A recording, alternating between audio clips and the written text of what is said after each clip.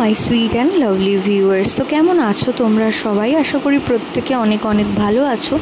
তো আজকে কথা বলবো আমরা যে গর্ভবতী মায়ের নাভির আকার কীরকম হলে বা কেমন পরিবর্তন হলে মনে করা হয় যে গর্ভের আগত সন্তানটি একটি ফুটফুটে কন্যা সন্তান আসতে চলেছে। তো সেই বিষয়ের আজকের আলোচনা। অবশ্যই প্রথম থেকে আপনাদের শেষ পর্যন্ত থাকার অনুরোধ রইল এবং পাশে থাকতে অবশ্যই চ্যানেলটিকে ছোট্ট একটি সাবস্ক্রাইব করে পাশে থাকবেন এবং পাশে থাকা যে বেল আইকন রয়েছে সেটাও কিন্তু প্রেস করে রাখবেন। এতে করে প্রেগনেন্সি রিলেটেড কোনো ভিডিও আপলোড করলে কিন্তু আপনারা নোটিফিকেশন পেতে থাকবেন।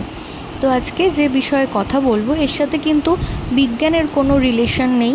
আগেকার দিনের মা কাকিমা এবং ওল্ড ওয়াইফ টেলসে বলা হয়েছে যে কোনো গর্ভবতী মায়ের নাভি যদি 5 মাসের পর থেকে বেরিয়ে আসে এবং বেরিয়ে এসে কিছুটা ওপরের দিকে মাংসপিণ্ড কিছুটা নেবেই কিছুটা ঘোমটার মতন সৃষ্টি করে এবং দেখে মনে হয় যে নাভির কিছুটা অংশ ওপরের মাংসপিণ্ড দিয়ে ঢাকা রয়েছে।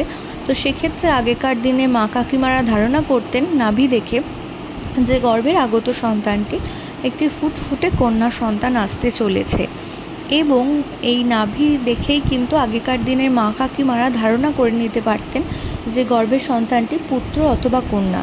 এবং কোনো মায়ের কিন্তু নাভি পরিবর্তন হতো না এবং সেক্ষেত্রেও কিন্তু বলা হতো যে গর্ভের আগত সন্তানটি একটি ফুটফুটে কন্যা সন্তান আসতে চলেছে। তো এর সাথে কিন্তু অবশ্যই বলছি যে বিজ্ঞানের কোনো রিলেশন নেই। এটা পুরোপুরি ওল্ড ওয়াইফ টেলসে লেখা রয়েছে এবং কোনো জেন্ডার প্রেডিকশনের জন্য কিন্তু এই ভিডিওটি বানানো নয়। তো আশা করছি ভিডিওটা আপনাদের কাজে আসবে। প্রত্যেকে ভালো থাকুন, সুস্থ থাকুন এই কামনা করে ভিডিও এখানেই শেষ করলাম। নমস্কার।